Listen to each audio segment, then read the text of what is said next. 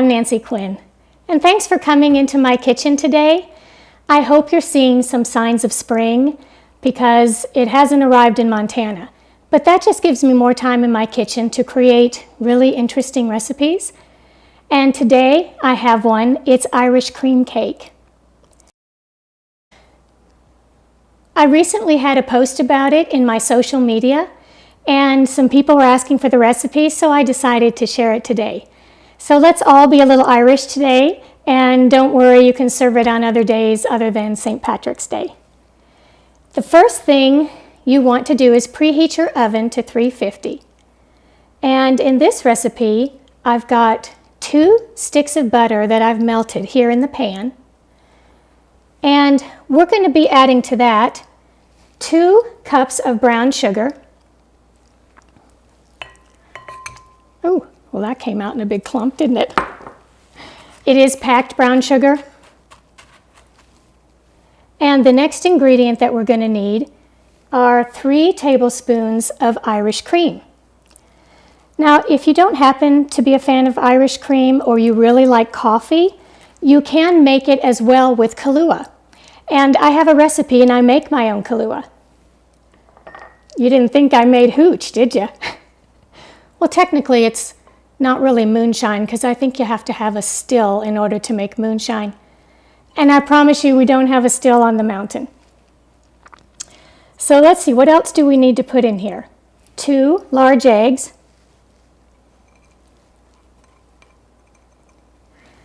And 2 tablespoons of vanilla.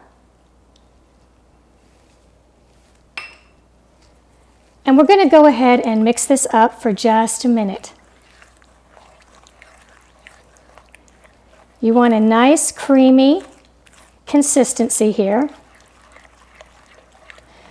because in a moment we are going to add 2 cups of flour, 1 teaspoon of baking powder, 1/4 teaspoon of baking soda.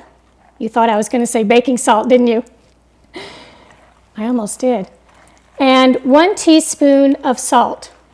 I've already mixed it in here to the flour mixture, and in just a second here we're going to add it in to all this butter and the eggs and the brown sugar. Now you can double this recipe and make it into a larger cake. You can even use a larger pan than the 9 by 9 that I'm going to use. And you can make this in a thinner, almost a bar style or a square cookie style. And that's what I really like about this recipe, is that it's kind of a chameleon, and so you can make it into a cake or a cookie because the texture is a blend of both. And so I have actually baked it both ways and served it both ways really successfully. All right, well, this is looking good. So let's go ahead and add the flour mixture that does have the other ingredients in it.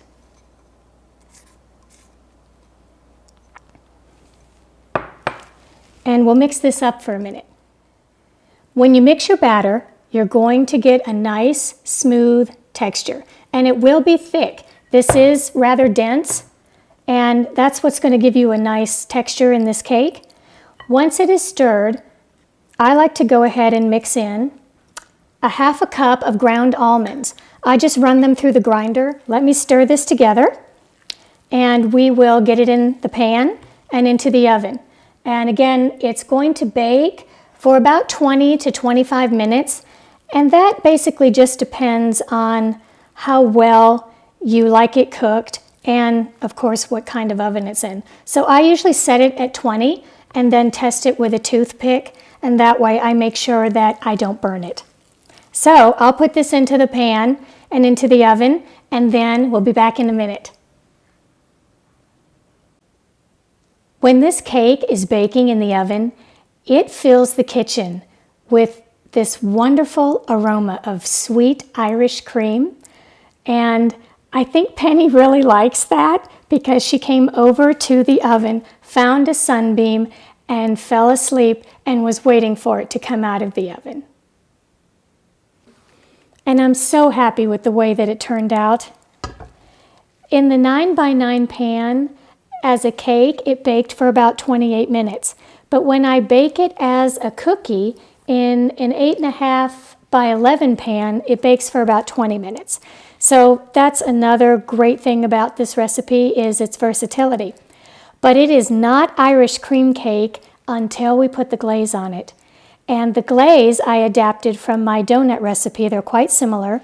However, in this one, I'm going to add some more Irish cream. So as soon as this cools, we'll be able to mix up the glaze and finish decorating this cake. Be back in a minute. Well, it's time to glaze the cake. Now, I've already made the glaze for you. And as you can see, I like it pretty thick.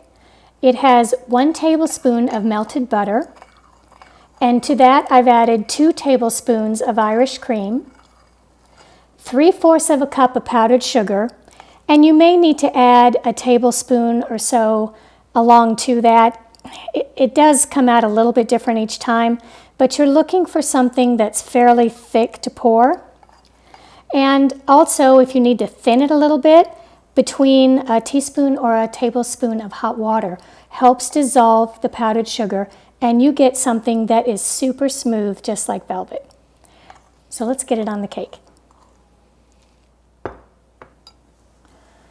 Now our glaze is nice and thick, but we can still pour it. And I like to just make some really pretty, lacy looking designs. You can, of course, just pour it on and make it a single dense layer of glaze, but, you know, being an artist, I tend to like to make everything look a little bit artistic. And this sort of reminds me of one of those modern art style of paintings. And I think we'll end up something really pretty. So you get the idea.